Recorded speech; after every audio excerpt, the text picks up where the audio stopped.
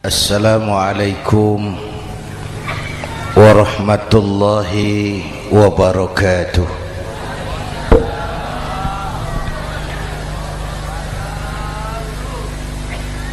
Alhamdulillahi wa kafa,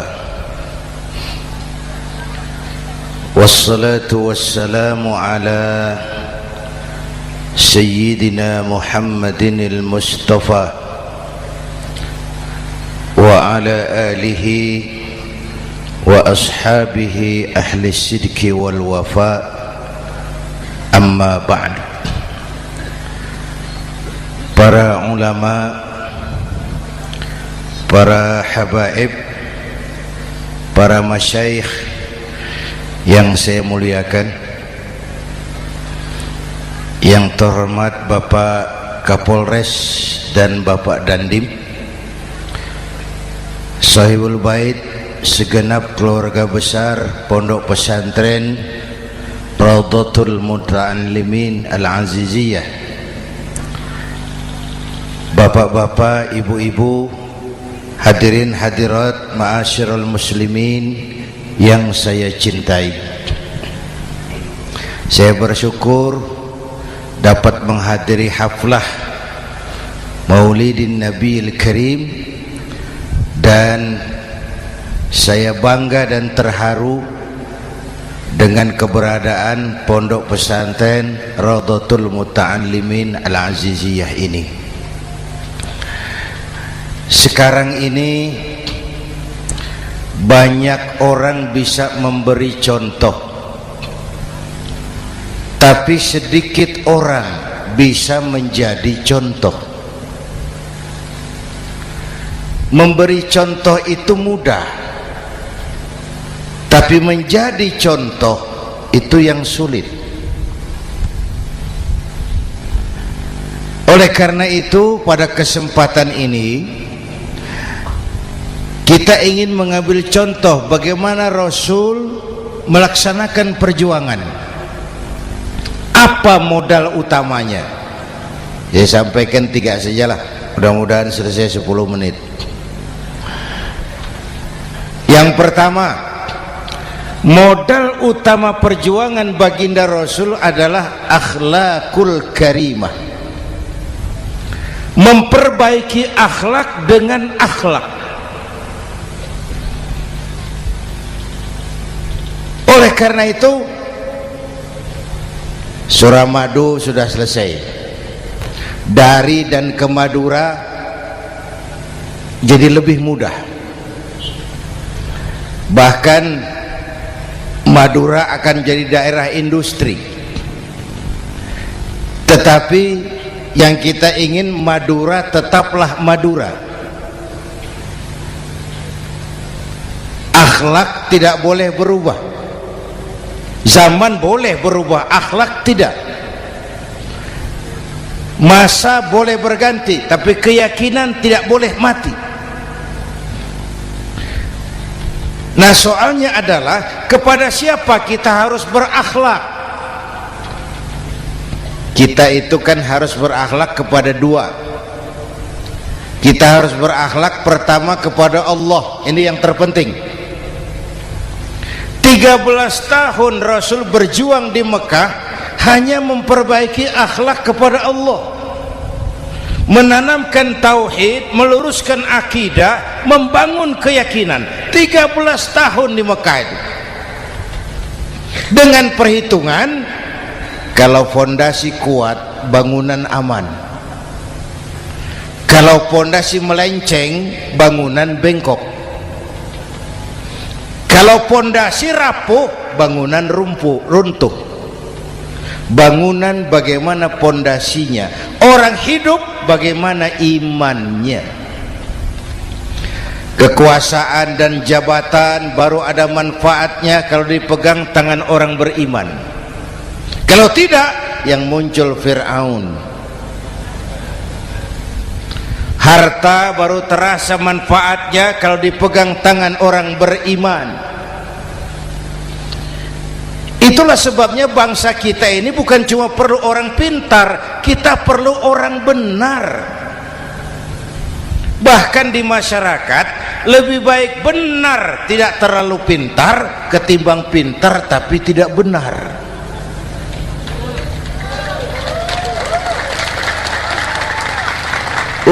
Kalau sudah pintar tidak benar, rusak rakyat itu Pak. Disuruh ngurus beras malah nimbun beras, ya. Disuruh ngurus laut jadi bajak laut. Disuruh ngurus hukum, bikin hukum seperti pisau, tajam ke bawah, tumpul ke atas. Kalau yang kecil salah, hukum cepat-cepat ditegakkan. Yang besar salah, diam pura-pura tidak mengerti. Itu yang melukai rasa keadilan.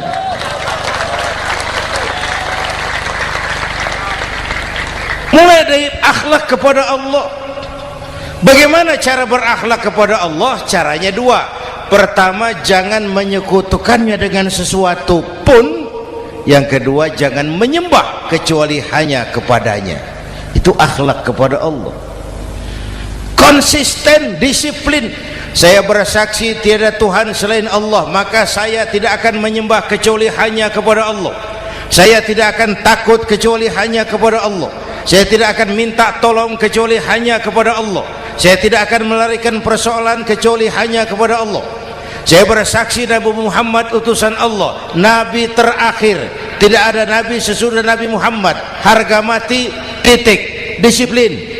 Ada yang mengaku jadi Nabi, wajib tidak percaya. Disiplin. Sekarang ini kan bangsa kita disiplinnya lemah. Korupsi agak sulit diberantas karena pejabat kita takut atasan tapi nggak takut Tuhan.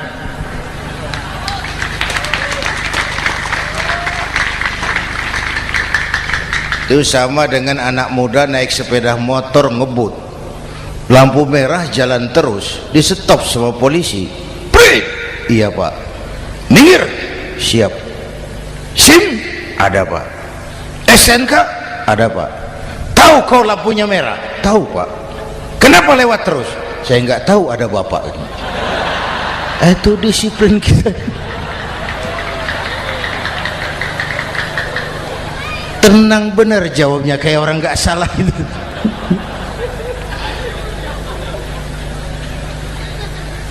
Iman. Apalagi belakangan ini saya sering bilang gini Pak, ini humor tapi agak tasawuf. Orang yang paling tenang hidupnya itu tukang parkir. Coba lihat tukang parkir, walaupun mobil banyak, mereknya bagus-bagus, tidak pernah sombong. Tenang.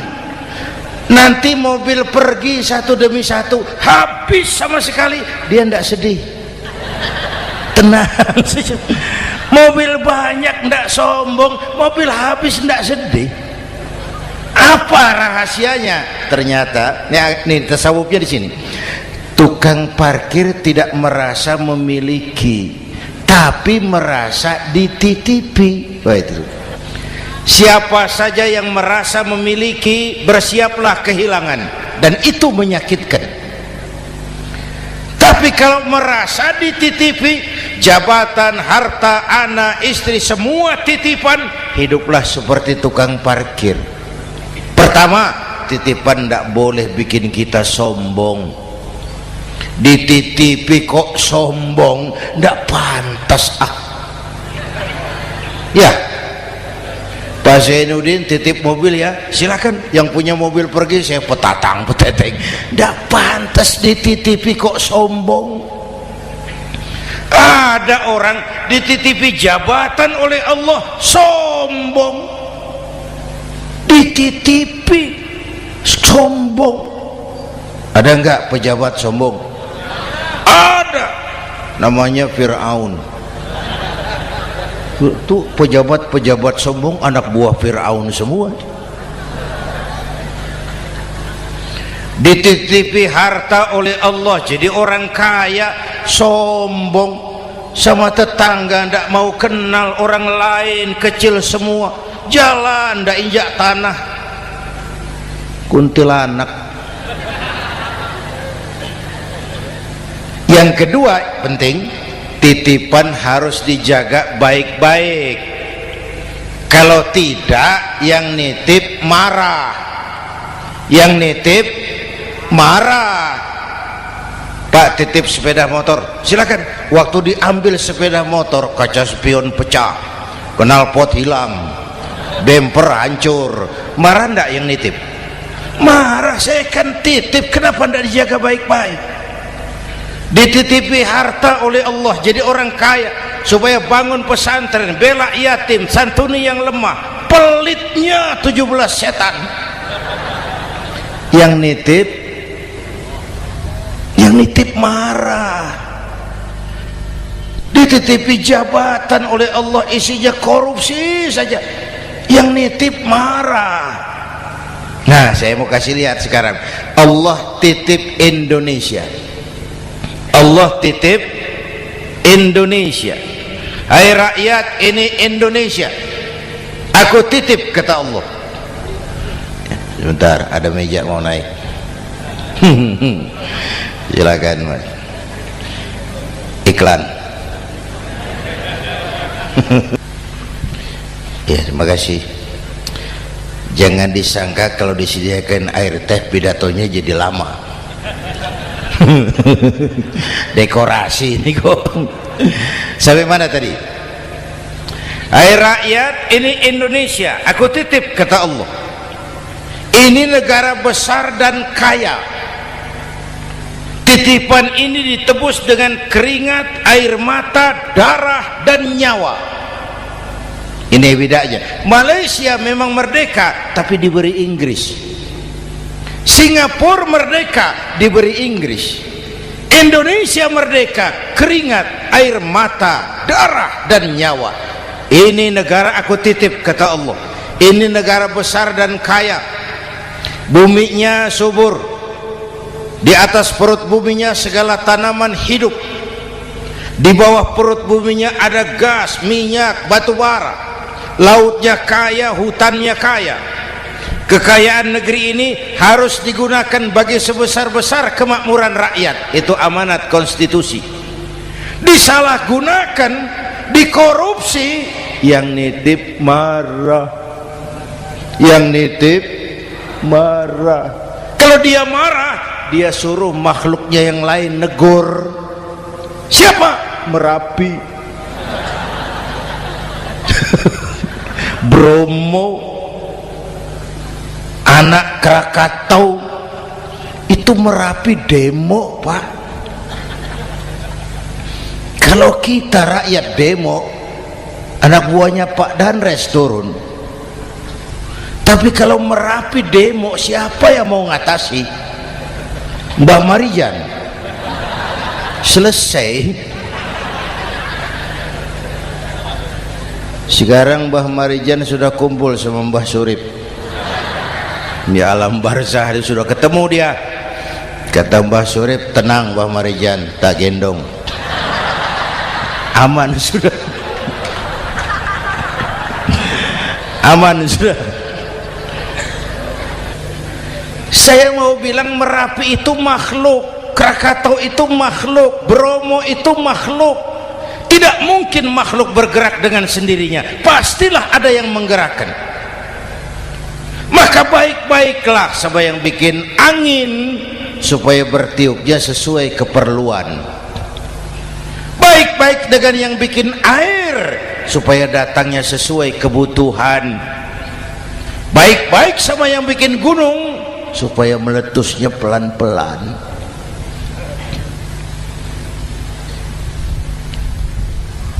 Bapak Ibu hadirin yang saya hormati, menjaga titipan. Jangan menyembah kecuali hanya kepadanya. Jangan menyekutukannya dengan sesuatu pun. Ayo, saya ngobrol kita. Bapak Ibu hadirin yang hadir di sini ini, kita ini semua hamba Allah apa bukan? Hamba Allah. Kata siapa? Kata kita. Kalau kata kita namanya ngaku. Ngaku itu boleh dan murah. Apa diakui? Kita belum tahu. Ya, kan baru kata kita itu. Dan tidak otomatis kalau kita bilang saya ini hambamu ya Allah, lalu Allah jawab iya ya. Tidak, wong itu kan kata kita. Saya hamba Allah, kata saya. Berapa banyak orang perbuatannya, ucapannya berkata saya hamba Allah, perbuatannya menyatakan dia hamba setan, hamba nafsu, hamba dunia, budak jabatan. Tidak sesuai ucapan dengan perbuatan. Jadi hamba Allah itu enggak mudah, digojlok, diuji. Coba lihat, yang jelas diakui sebagai hamba itu baru satu yang kita peringati ini, baginda Nabi. Allah mengakui kapan? Waktu menceritakan Isra dan Mi'raj. Apa yang dipakai kalimat? Subhanallazi asra bi'abdih. Maha suci Allah yang telah menjalankan hambanya. Hambanya Muhammad itu hambaku, aku jalankan dia. Allah mengakui. Kapan kalimat ini turun? Setelah Nabi digojlok, ditempa, digembleng, diuji, difitnah, dicaci maki, dilontari kotoran unta, sahabat-sahabatnya dibantai. Lolos, Muhammad betul-betul hambaku. Ayo Isra Muhammad. Subhanallazi asra bi'abdi, hambaku. Jadi kalau mau jadi hamba Allah ya diuji, digojlok, digembleng. Nah, mari kita lihat kehambaan baginda Nabi. Orang yang paling bersih hatinya Rasulullah. Orang yang paling baik akhlaknya Rasulullah. Orang yang dosanya sudah mendapat jaminan ampun Rasulullah. Tapi Rasulullah kalau sholat malam bengkak kakinya karena rajin sujud. Hati bersih, akhlak terbaik, dosa sudah diampuni. Tapi kalau sholat malam kakinya bengkak karena rajin sujud. Saya tahu di sini juga banyak yang kakinya bengkak. Cuma urusannya apa? Itu urusan masing-masing. Pada tingkat seperti itu Rasulullah, saya perlu Allah, saya perlu Allah, saya perlu Allah. Yang 100 tahun kita bangun selesai oleh gempa 3 menit.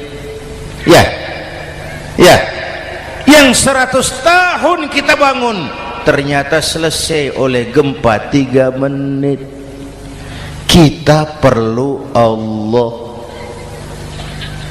kita perlu Allah. Makanya musibah itu kan kalau menimpa orang baik-baik namanya ujian.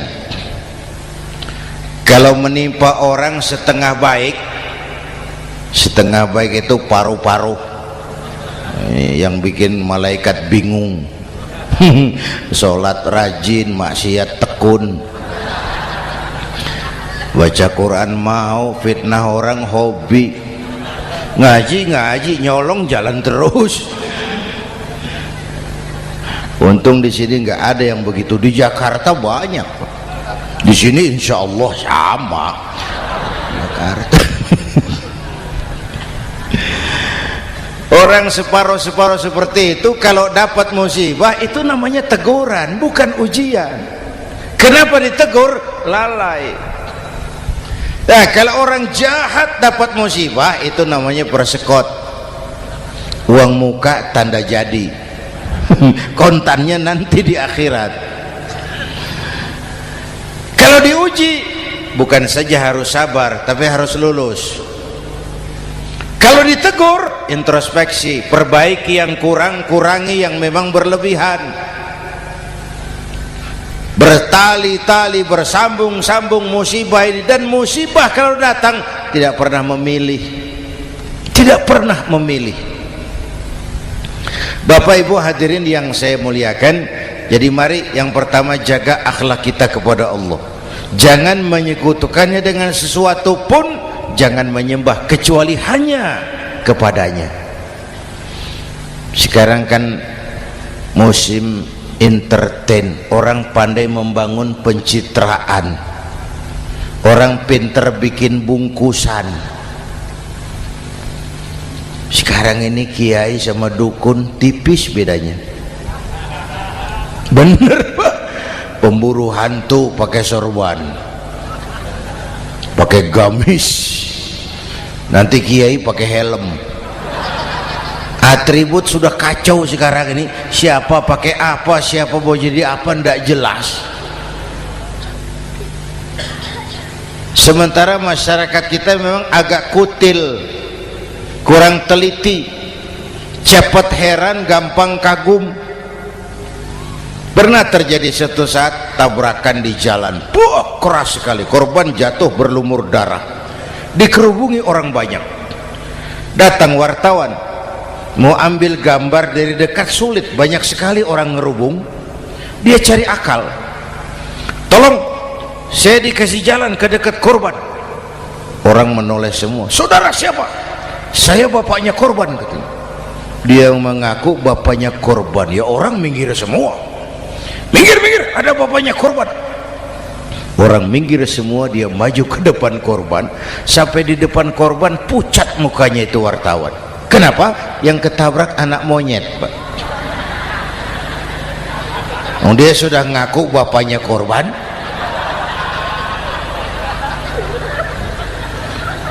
Ini cerita pendek tapi pesannya dalam. Kalau belum kenal benar jangan cepat-cepat ngakui. Ya, rakyat harus cerdas sekarang ini. Emas pasti kuning, benar itu? Apa semua yang kuning pasti emas? udah cerdas lah itu, Hati-hati, ini zaman pencitraan. Orang pandai bikin bungkusan. Oleh karena itu kita juga harus punya filter supaya tidak hanyut oleh kedangkalan-kedangkalan pencitraan itu. Satu itu akhlak kepada Allah. Yang kedua, kepada siapa kita berakhlak? Kepada sesama manusia. Kepada sesama manusia itu siapa? Pertama, sesama muslim. Malam ini saya hadir di sini, saya tidak merasa tamu. Saya hanya keluarga di tengah keluarganya. Bahwa saya lahir di Jakarta itu sih kebetulan, saya enggak pesan. Yang kita tidak pesan jangan diributkan, kita enggak pesan. Warna kulit seperti ini kita enggak pesan. Dari suku apa lahir kita enggak pesan. Potongan seperti ini kita enggak pesan. Islam membebaskan manusia dari ras diskriminasi. Pada waktu yang bersamaan Islam mengangkat harkat, derajat, martabat kaum wanita. Ini kasihan dari tadi nggak diajak ngomong nih. Pada waktu yang bersamaan Islam mengangkat harkat, derajat, martabat kaum wanita. Ibu-ibu mestinya lebih terima kasih sama Rasulullah. Sebelum Rasulullah datang, nasib perempuan menyedihkan, dilecehkan, harganya murah.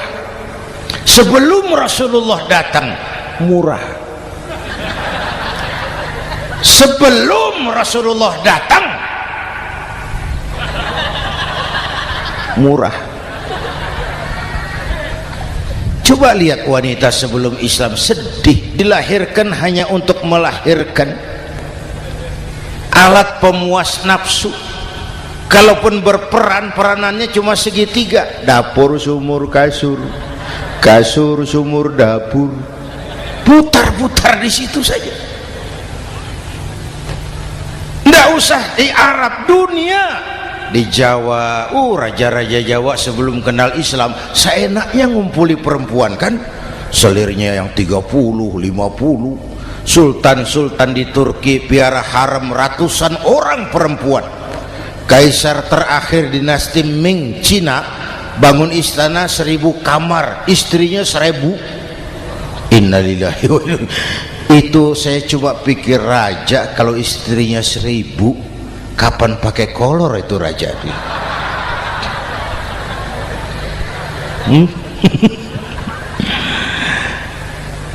Rasulullah datang terenyuh, an-nisa imadul bilad, perempuan jangan diperlakukan begitu, perempuan tiang negara. Kalau baik perempuan baik negara, kalau rusak perempuan hancur negara. Waktu ditanya, ya Rasul, siapa yang paling harus saya taati di dunia? Ibumu. Setelah itu siapa lagi? Ibumu. Setelah itu siapa lagi? Ibumu. Setelah itu siapa lagi? Bapakmu. Menghargai perempuan, ibumu, ibumu, ibumu, bapakmu. Ibu 3 kali disebut, bapak 1 kali, ibu 3 kali, bapak 1 kali, ibu 3, bapak 1, 1 bapak. Gimana sih ngitungnya jadi kerok begini? Salah ngitungnya, salah.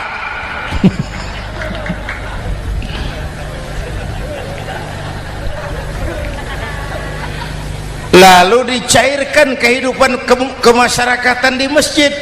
Masya Allah, masjid itu pendidikan demokrasi betul. Pertama, siapapun masuk masjid copot sandal, buka sepatu. Benar itu? Ini masyarakat yang mau kita bangun. Tidak ada warga negara kelas 1, semua sama. Lurah masuk masjid buka sepatu, Camat masuk masjid buka sepatu, mat. Gubernur masuk masjid buka sepatu, Nur. Nikmatnya masyarakat masjid, nikmatnya masyarakat masjid. Coba binatang saja harganya tidak sama toh.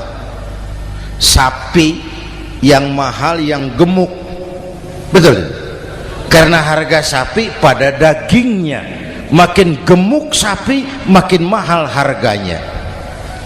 Tapi ada burung perkutut lebih mahal dari sapi, padahal dagingnya sedikit, betul. Kenapa harganya lebih mahal dari sapi? Harga perkutut suaranya. Di mana harga manusia yang paling gemuk? Silahkan bersaing dengan sapi. maaf. Inna akramakum indallah atqakum. Masyarakat masjid sudah copot sandal, buka sepatu, sudah masuk ke dalam sholat berjamaah. Kalau sudah ke dalam sholat berjamaah, tidak pernah kita usil dari mana orang datang. Yang penting kemana dia menghadap. Itu masyarakat masjid. Dari mana kamu? Dari kidul, Pak, madhab ngulon. Kamu dari mana? Dari lor, Pak, madhab ngulon. Kamu dari mana? Dari kulon, madhab ngulon juga. Ini kan konsep bineka tunggal ika. Dari manapun orang datang, apapun warna kulitnya, dari suku apapun ia dilahirkan, kalau akidahnya sama, itu saudara kita. Lalu sholat berjamaah. Apa itu? Hidup bermasyarakat, berbangsa dan bernegara. Harus ada imam, harus ada makmum. Kenapa? Ini saya harus agak hati-hati, pakai sarung angin ini. Apa tadi ngomong apa saya? Salat berjamaah, bermasyarakat, berbangsa dan bernegara. Ada imam, ada makmum. Siapa makmum? Kita ini rakyat. Siapa imam? Para pemimpin negara. Apa bedanya? Imam harus dipilih, makmum nggak usah. Coba baca kitab fikih yang setebal apapun, nggak ada bab pemilihan makmum. Nggak usah, makmum nggak usah dipilih. Orang buta boleh jadi makmum, orang bisu boleh jadi makmum, tukang mabuk boleh jadi makmum, tapi tidak tiap orang boleh jadi imam. Imam harus dipilih.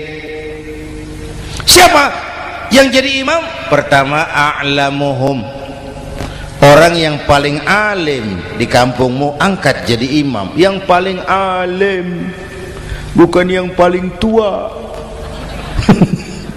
Yang paling alim, tahu urusan, punya konsep, punya visi dan misi, mengerti negara ini mesti dibawa kemana, jalan keluarnya apa, angkat jadi imam. Pak, ada dua orang Pak, alimnya sama, yang mana yang dipilih? Kalau ada dua orang alimnya sama, kata Nabi, afsahuhum, yang lebih fasih lidahnya. Apa artinya fasih? Nyambung sama rakyat, tahu apa yang dimaui rakyat, nyambung. Tidak sah orang fasih bermakmum kepada imam cedal.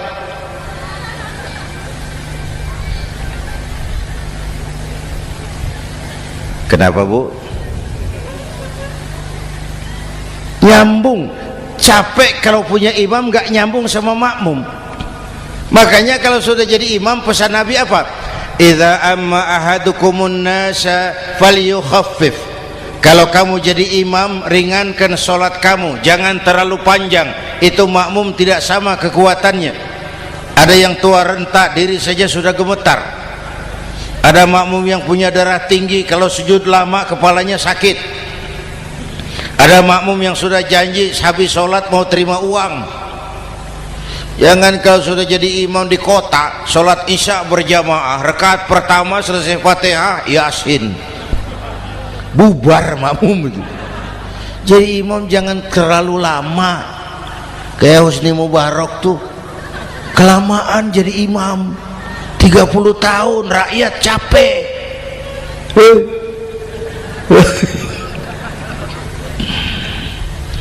Bapak Ibu hadirin yang saya hormati, nah masyarakat Islam ini loyal, taat, setia. Kapan? Kalau imamnya benar.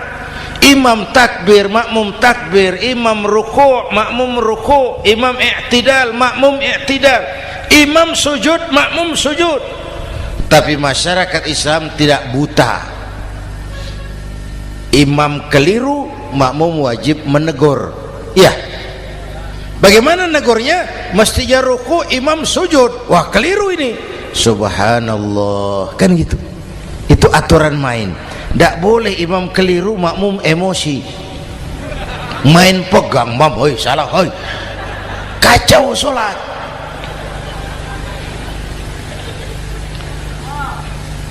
Imam buang angin, apa makmum lalu berkata, demi kesetiaan saya kepada imam, imam buang angin, saya lebih keras lagi. Goblok. Iyyaka na'budu wa iyyaka nasta'in. Sampai situ imam buang angin, minggir, tidak usah ribut. Yang di belakang satu orang maju ke depan, lanjutkan pekerjaan imam.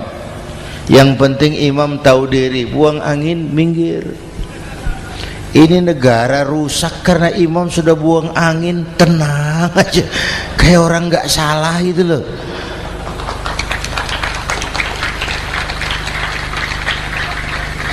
Selesai sholat dikasih tahu, imam tadi buang angin ya sedikit. Apa kalau nggak sedikit lalu nggak rusak sholat itu? Nah, dalam berjaga akhlak kepada sesama, ayo kita jaga kesatuan, persatuan, kerukunan, kekompakan. Ini pesantren Raudhatul Muta'allimin Al-Aziziyah, ini aset kita. keberadaannya, pengembangannya, kelangsungannya, bukan sekedar tanggung jawab pengurusnya, tanggung jawab kita sesuai dengan bidang dan kemampuan masing-masing. Yang punya jabatan bantu dengan wewenangnya, yang punya harta bantu dengan uangnya, yang punya tenaga bantu dengan tenaganya, yang bisa doa bantu dengan doanya, yang tidak bisa apa-apa bantu dengan diam.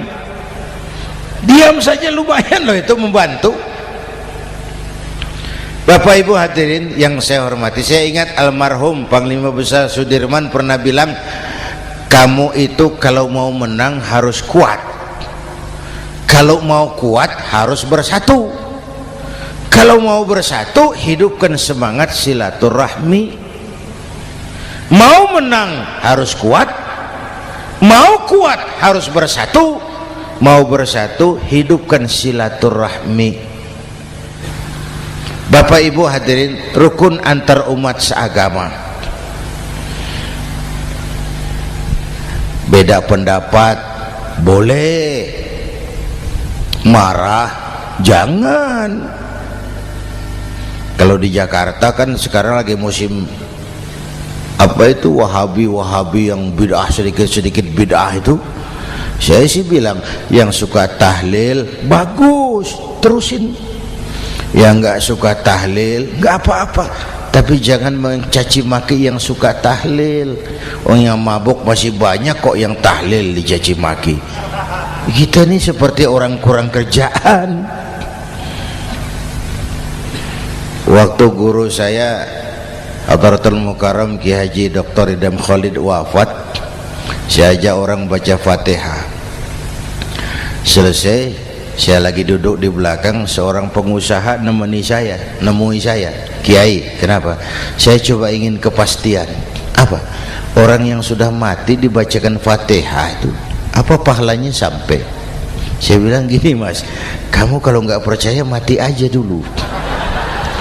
Saya bacain Fatihah, tunggu di sono. Kalau nggak nyampe balik lagi nggak apa-apa.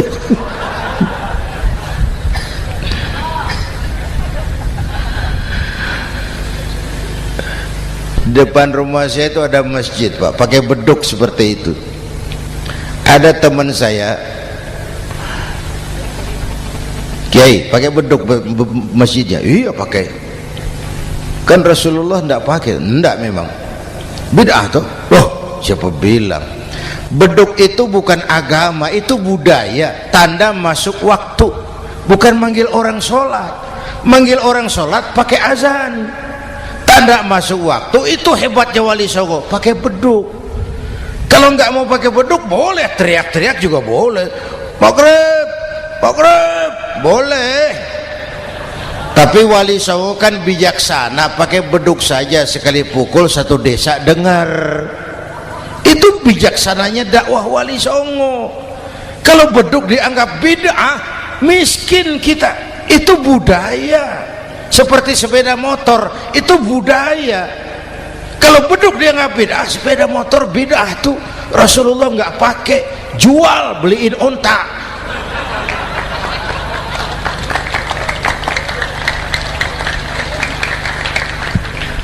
Ayo cari persamaan, jangan memperbesar perbedaan.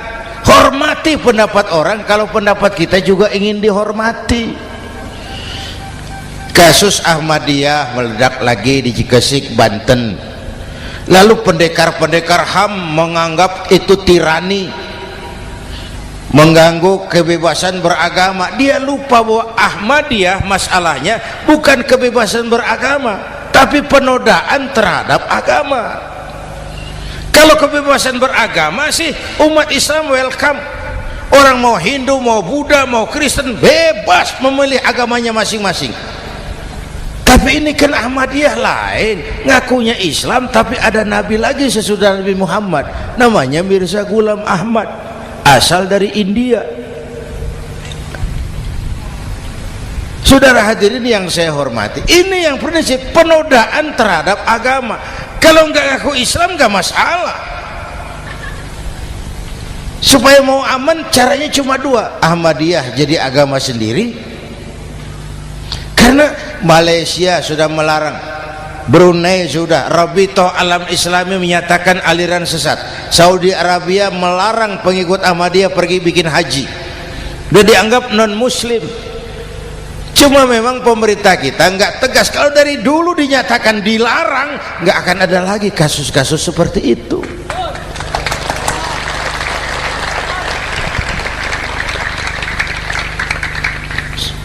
Nah, selain itu kita umat juga harus disiplin. Coba sudah berapa banyak nabi bermunculan di Indonesia. Dan Indonesia ini saya heran, Indonesia ini pasar bagus, Pak. Kalau ada nabi, ada aja pengikutnya, saya heran tuh. Indonesia ini pasar bagus. Ada Ahmad Musaddiq Al-Qiyadah, jadi nabi. Konsultan bulu tangkis jadi nabi. Dapat wahyunya di Bogor, ditangkap polisi 4 tahun. Muncul lagi di Bandung, namanya Sayuti, tukang cukur, ngaku dapat wahyu jadi nabi, ditangkap polisi lagi 2 tahun. Di Malang Ustadz Roy, ya sebenarnya petinju, dia masuk Islam, mu'alaf, belajar Islam tidak pakai guru, diutak-atik ayat Quran. Sholat kita harus mengerti artinya, maka sholat boleh pakai bahasa masing-masing. Ramai masjid. 2 tahun penjara. Di Jakarta muncul lagi Lia Edan, ngaku Jibril, ditangkap juga oleh polisi. Kita salut sama polisi kita lah, bukan cuma teroris, Jibril ditangkap Pak Kapolres. Saya bilang sama teman-teman polisi, untung dia ngaku Jibril, Pak. Coba kalau dia ngaku Israel, lebih gawat itu.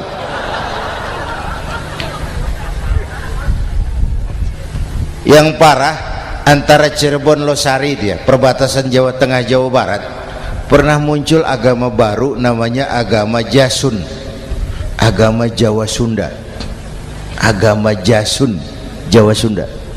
Yang jadi nabi Tugimin. La haula wala quwata. Saya bilang ini jangan jadi nabi, jadi kiai juga nggak angker ini. Al Mukarram Bapak Kiai Tugimin, nggak enak. Yang lebih ndak enak selawatannya loh itu. Kalau kita kan tadi nikmat tuh, ya Habibi ya Muhammad, nikmat rasanya itu.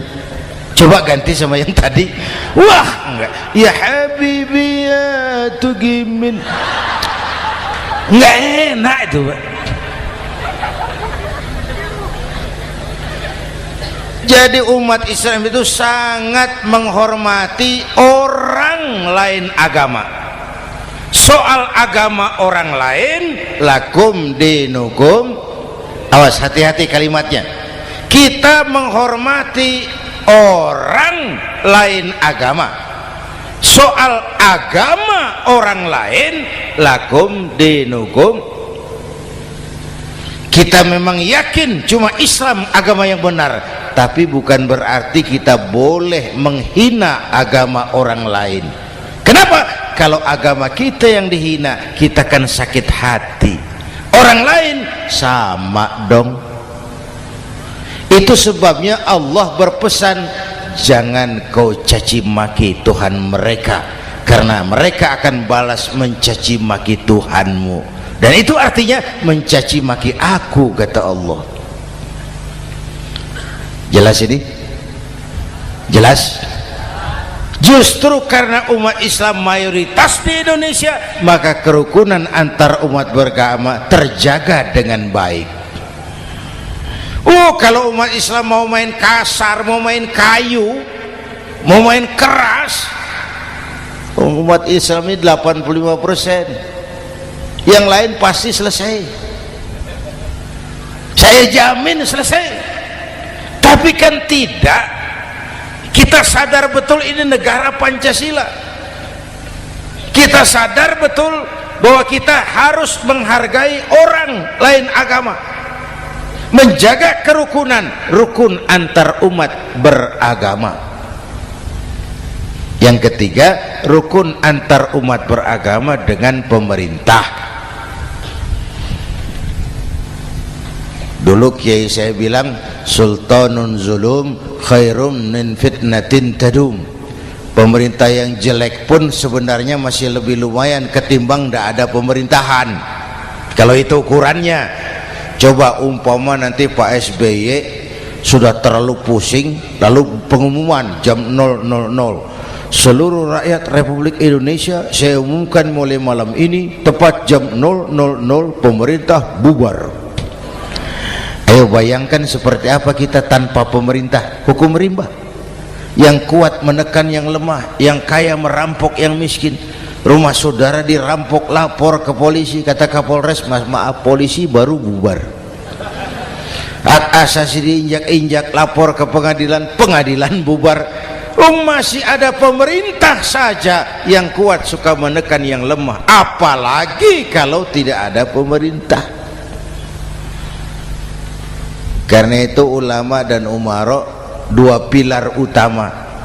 Kalau kuat keduanya, kuatlah masyarakat. Kalau rapuh keduanya, maka rapuhlah juga masyarakat. Bapak Ibu hadirin yang saya hormati, ini yang kedua, kita harus berakhlak kepada sesama. Yang ketiga, kepada siapa kita harus berakhlak? Kenapa? Iya, saya cuma lihat jam. Yang ketiga, kepada siapa kita harus berakhlak? Kita ini harus berakhlak kepada makhluk Allah yang lain di luar manusia. Kepada air kita harus berakhlak loh Pak. Saya dulu remaja ngaji fikih, kiai ngajar makruh buang air kecil di tanah yang berlubang. Saya protes, kenapa makruh kiai? Pertama, untuk kesehatan. Siapa tahu di lubang yang kau kencingi ada gas beracun. Kalau tidak kiai, kalau tidak maka artinya kau harus melindungi binatang yang ada di dalam lubang. Siapa tahu di lubang yang kamu kencingi ada semut sedang rapat membahas masalah Mesir. Apa dosanya lalu mati dikencingi? Ini namanya rahmatan li semut. Bapak Ibu hadirin yang saya hormati, ada hadis sederhana, fa iza zabahtum fa ahsinu zibhata. Kalau kamu menyembelih hewan, sembelihlah dengan cara yang terbaik. Jangan nyembelih ayam pakai pisau tumpul, itu namanya tidak berperi kebinatangan. Kepada ayam kita berakhlak, kepada pohon kita berakhlak, kepada air kita berakhlak. Kenapa sekarang alam tidak seramah dulu? Karena kita juga tidak ramah kepada alam. Kenapa sering terjadi banjir? Karena tempat air kita kurangi. Dia bingung mau ke mana. Air nggak punya tempat, akhirnya masuk ke rumah kita juga, masuk dalam zoharul fasadu bil barri wal bahri bima kasabat aydin nas, karena kita tidak berakhlak kepada lingkungan. Bapak Ibu hadirin yang saya hormati, jadi itu yang pertama, modal utama perjuangannya akhlakul karimah. Mau sukses, utamakan akhlak. Industrialisasi boleh terjadi di Madura, jalan berhotmik licin, oke, listrik masuk desa, alhamdulillah, tapi akhlak jangan berubah, akidah jangan goyah.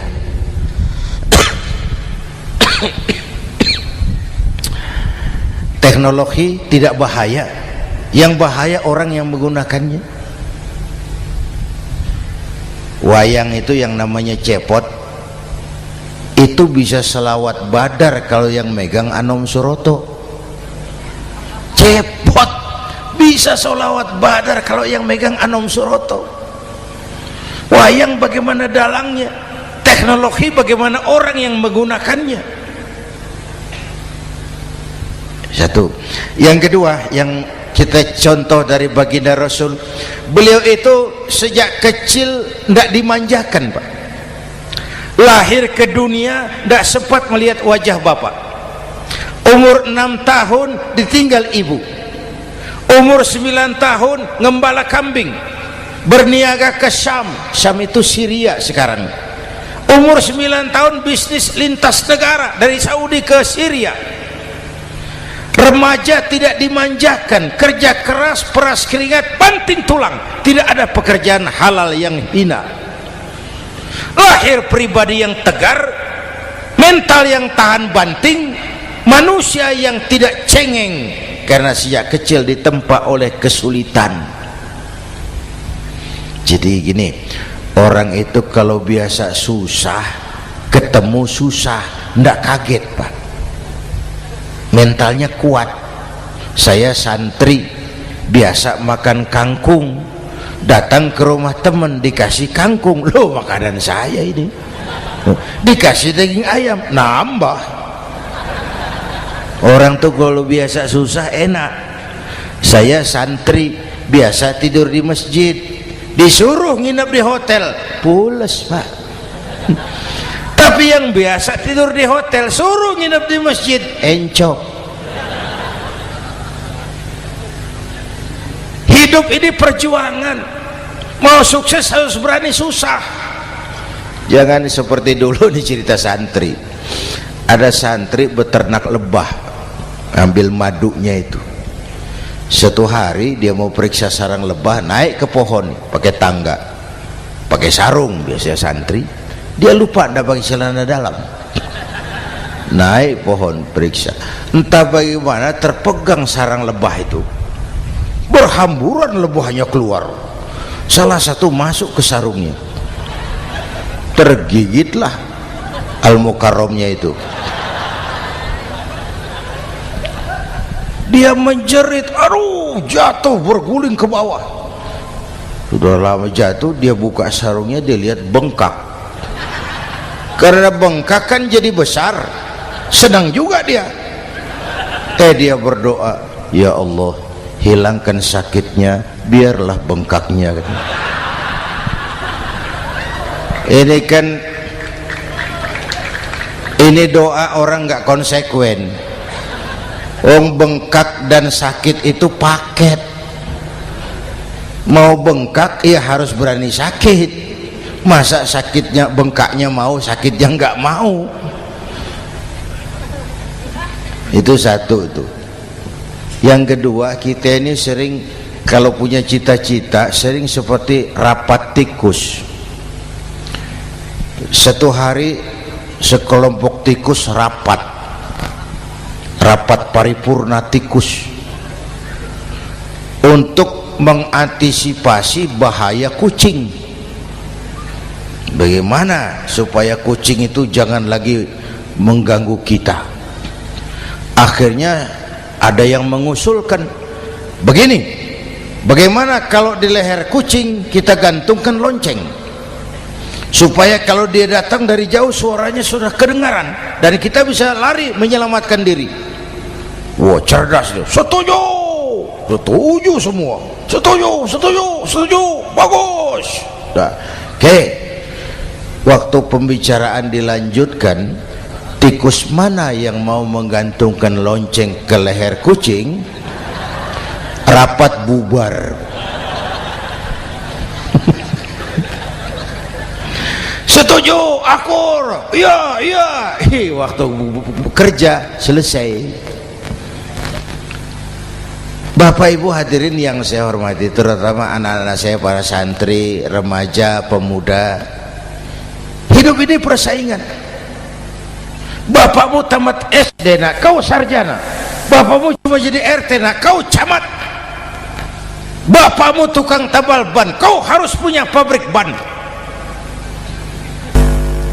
Anak saya pertama dulu, saya titip mondok di Tebuireng. Tahun pertama pulang saya kontrol, sini kau, apa hasilmu setahun di pesantren? Saya sodorkan, dia sodorkan saya sebuah piagam penghargaan juara lomba pidato di pondoknya. Saya heran, ini anak di rumah jarang ngomong, kok bisa jadi juara pidato? Saya tanya, kamu bisa pidato, apa yang dipidatoin? Dia bilang, kan kaset ayah dihafalin gitu.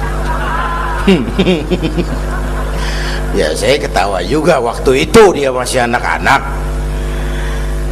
Baiklah, baiklah, tapi apa cita-citamu? Saya kepengen seperti ayah. Wah, kau ini salah.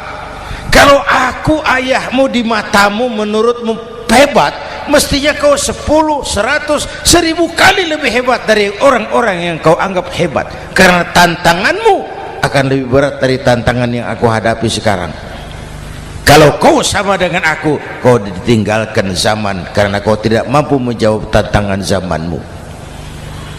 Bapak Ibu hadirin yang saya hormati, persaingan tajam, tantangan makin berat. Oleh karena itu diperlukan semangat yang dicontohkan Nabi. Kerja keras, peras keringat, banting tulang. Tidak ada pekerjaan halal yang hina. Sejak kecil ditempa oleh kesulitan. Asal jangan seperti saya tadi ngobrol sama teman-teman, sekarang ini di negara kita banyak politisi miskin negarawan. Pejabat-pejabat kadang-kadang kalau ngelihat rakyat tuh komentarnya nggak berpihak kepada rakyat. Saya ingat waktu Mentawai dihantam gempa, Nias hancur, infrastruktur hancur, rumah rakyat luluh lantak. Ketua DPR Pak Marzuki Ali bilang, bagaimana itu rakyat? Ya itu resikonya punya rumah di pinggir laut. Waduh, ini bukan komentar pemimpin, rakyat lagi susah kok dibilang kayak gitu. Saya prihatin dengan ucapan kayak gitu. Waktu cabai 100.000, di sini berapa sekarang? Sama ya. Waktu cabai mahal, ada pejabat bilang rakyat suruh nanam cabai aja di halaman rumahnya. Ini kan nggak solutif dan nggak cerdas. Cabai naik, rakyat suruh nanam cabai. Nanti beras naik, rakyat suruh nanam padi. Yang saya khawatir kalau telur mahal, apa rakyat suruh bertelur gitu? Ini kan nggak cerdas dan nggak solutif. Bapak Ibu hadirin yang saya hormati, apalagi tadi sudah saya bilang di awal, kita ini bangsa yang ditempa oleh kesulitan. Mau merdeka saja dengan keringat, air mata, darah dan nyawa. Kita tidak boleh cengeng menghadapi kesulitan ini. Tegar, tahan uji, tahan banting, dan seterusnya. Itu hal yang kedua. Yang ketiga, terakhir, Rasulullah itu sosok yang ibadahnya luar biasa. Tadi sudah saya jelaskan sebagian. Ibadahnya luar biasa. Ayo kita bantu keamanan negeri kita ini. Dengan apa? Istighfar. Wa ma kana Allahu mu'adzibahum wa hum yastaghfirun.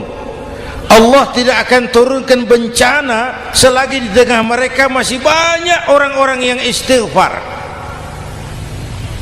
Rasulullah yang dosanya sudah diampuni sehari 100 kali istighfar. Ayo kita ngobrol ini. Pak,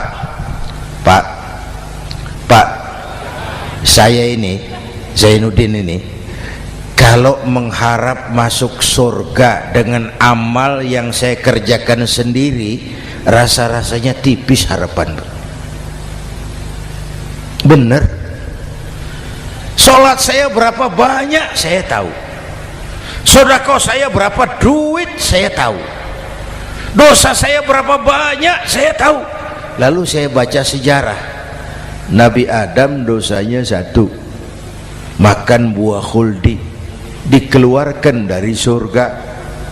Nabi Adam dosanya 1, dikeluarin. Kita dosanya banyak, kepengen masuk. Ini nggak nyambung ini. Nabi Adam dosanya 1, dikeluarin dari surga. Kita dosanya banyak, kepengen masuk. Nggak nyambung. Apa yang bikin saya besar hati? Apa yang bikin saya optimis? Ada 2 Pak. Pertama yang disebut rahmat Allah, yang kedua disebut syafaat Rasulullah. 2 itu Pak. Oh, kalau kita ini insya Allah nanti sampai ke surga, amin, Amin. Kalau kita ini sampai ke surga Pak, saya jamin itu bukan karena amal kita, itu karena rahmatnya Allah. Ndaklah seberapa banyak sih amalan kita mau menggapai surga. Kalau bukan karena rahmatnya Allah, sulit sampai ke sana. Manusia, dosamu besar, tapi lihat rahmatku lebih besar. Manusia, salahmu banyak, tapi ampunanku lebih banyak. Kau nangis di hadapanku, aku senyum melihatmu. Kau berjalan menujuku, aku berlari menyambutmu. Istighfarnya sehari 100. Lalu ada hadis qudsi, inni la ahammu bi'adzabi ibadi. Kadang-kadang aku pengen turunkan azab, bencana kepada manusia, tapi ketika aku melihat 3 perkara, murkaku surut, bencana aku tarik kembali. Coba perhatikan hadis kursi ini. Allah mau marah hendak jadi, bencana ditarik, musibah diangkat. Kenapa? Ada yang meredam murka Allah. Allah enggak jadi marah. Siapa? Pertama, suyukhan rukka. Aku lihat orang-orang tua tengah malam sujud sambil berlinang air mata, nangis di hadapan Allah. Itu kita hutang jasa loh Pak sama orang-orang yang tengah malam sujud nangis di hadapan Allah. Lihat yang begitu Allah tidak jadi marah tuh. Saya tahu ini bapak-bapak ini, ibu-ibu kan suaminya sering bangun tengah malam ya Bu, kencing bikin bingung malaikat. Sudah mau ditulis tahajud, kencing doang. Kata malaikat, sialan, hampir salah tulis.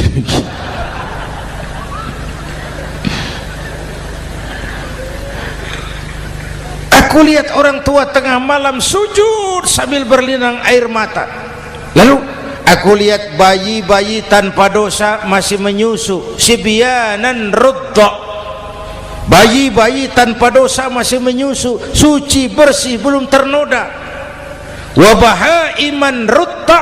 Dan aku lihat binatang ternak melata mencari makan, kambing mudah cari rumput, alam terjaga keasriannya. Bagaimana bencana nggak mau nambah? Kita mengamalkan hadisnya juga terbalik.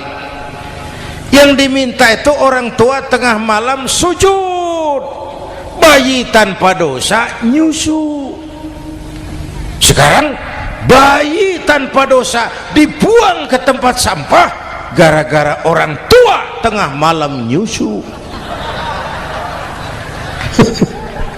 Terbalik namanya. Yang diminta itu orang tua tengah malam sujud, bayi tanpa dosa nyusu. Ini bayi tanpa dosa dibuang ke tempat sampah gara-gara orang tua tengah malam.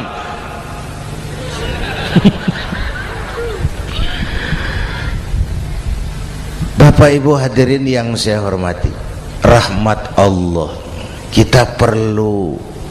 Yang kedua, syafaat Rasulullah. Mari saya cerita syafaat sedikit. Ini sudah jam 00:05 ya. Ini kalau hitungan Indonesia ini sudah ganti hari Pak. Jadi inilah ceramah terpanjang di dunia. Bayangkan saya pidato dari hari Selasa sampai hari Rabu.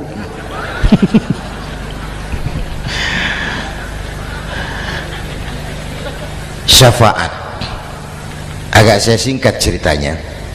Nanti itu Pak, setelah alam ini hancur sehancur-hancurnya, bumi gempa, gunung meletus, air laut tumpah ke darat, halilintar menyambar, planet-planet bertabrakan, semua yang hidup mati bareng tanpa persiapan, termasuk malaikat. Malaikat mati, yang tinggal cuma Allah sendirian.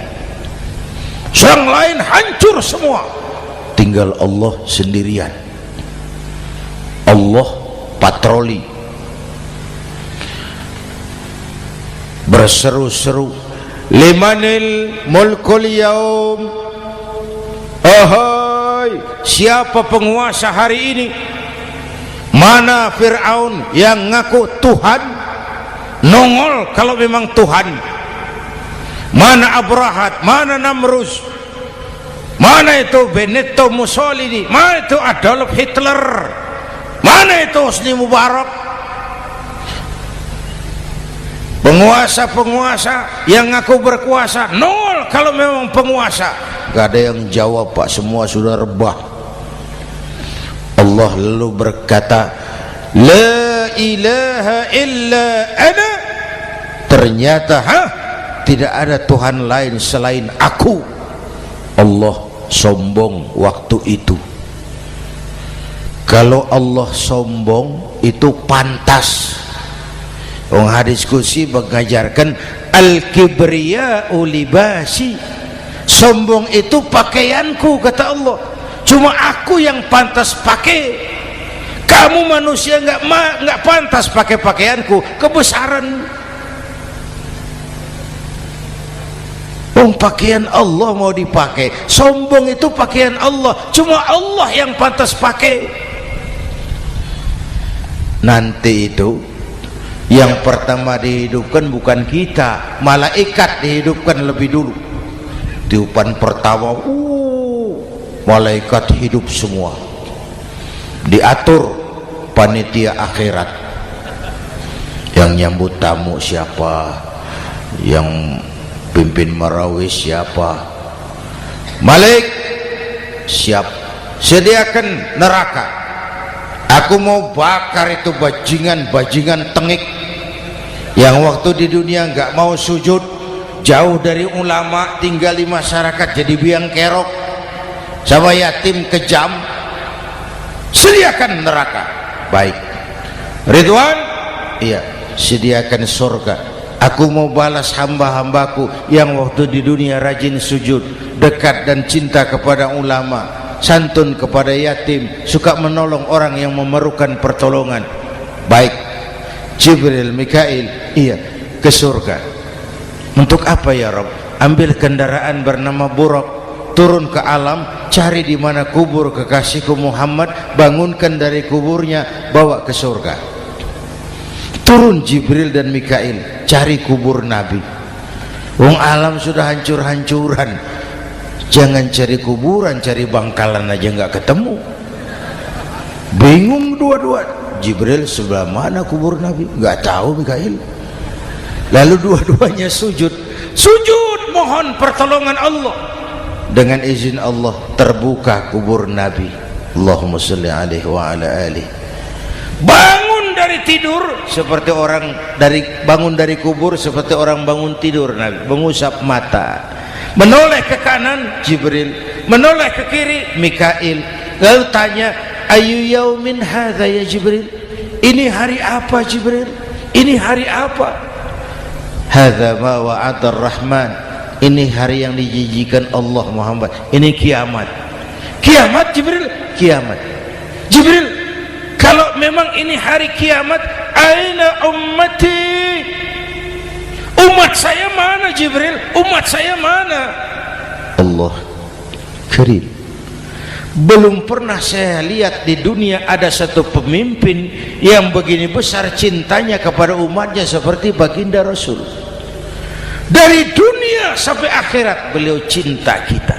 Dari dunia sampai akhirat beliau bela kita. Bangun dari kubur, tahu hari sudah kiamat, yang pertama ditanya, aina ummati? Umat saya mana Jibril? Kita yang ditanya. Kalau saya yang pertama dibangkitkan dari kubur, lain pertanyaannya. Ini hari apa Jibril? Kiamat Zainuddin. Oh, bini saya mana Jibril? Nabi enggak tanya Khadijah wala Fatimah wala Aisyah, aina ummati? Umat saya mana Jibril? Umatmu? Iya, kau manusia pertama yang dibangunkan dari kubur. Yang lain masih dikubur. Oh, lalu kita ke surga Muhammad. Perintah Allah, perintah Allah. Sampai di surga seperti orang tidak betah Nabi itu, resah, gelisah, mondar mandir, mukanya murung. Yang punya surga kan negur, Muhammad, labbaik ya Rabb. Tidak enak di surga ya? Enak. Kok kamu seperti orang nggak kerasan gitu loh, resah, gelisah? Kenapa? Saya teringat umat saya ya Allah. Umat saya bagaimana nasibnya? Iya, saya sudah enak di DPR. Salah. Saya sudah enak di surga, gaji cukup, kursi empuk, dapat mobil dinas. Umat saya yang waktu kampanye kepanasan itu gimana nasibnya?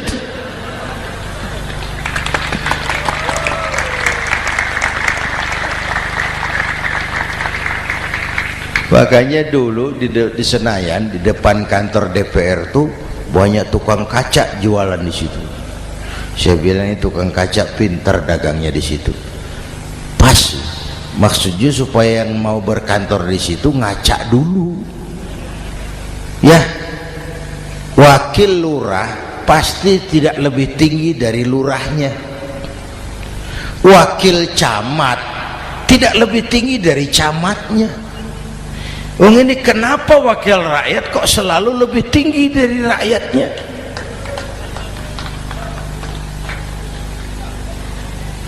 Kan yang memberikan mandat kita rakyat. Kemerdekaan bertujuan mengantarkan rakyat ke gerbang kesejahteraan, lalu rakyat mempercayai tugas itu kepada pemerintah dan wakilnya di DPR. Saya percayakan kamu mengantarkan rakyat ke gerbang kesejahteraan. Itu amanat Undang-Undang Dasar. Biasanya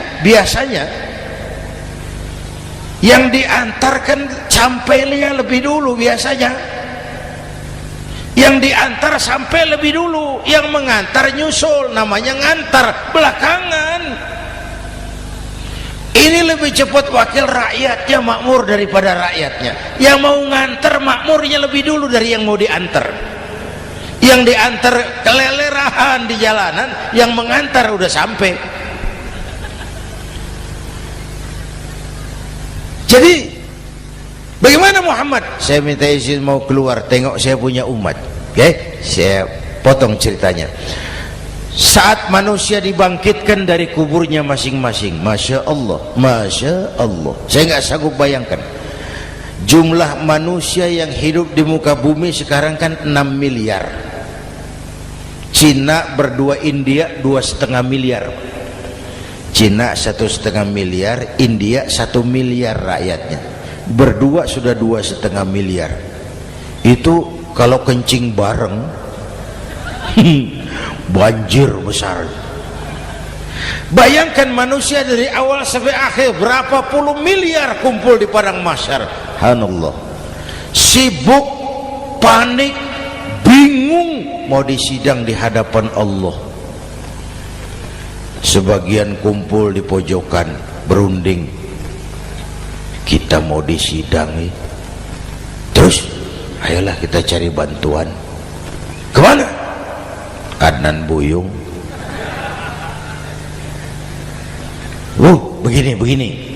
Kita ini kan anak cucu Nabi Adam. Pantas dong kita minta tolong sama beliau. Yuk, setuju. Berangkat cari Nabi Adam. Ya Adam, anta abal bashar. Adam, tuan datuknya manusia. Kami cucu kamu, anak turunan kamu mau disidang. Tolong kami Adam, tolong. Kata Nabi Adam, ora iso mas. Rombongan Jawa aku naik mumet lagi sama Nabi Nuh saja. Nuh bilang tidak bisa, saya juga punya masalah, pernah minta obat ditenggelamkan. Ibrahim barangkali.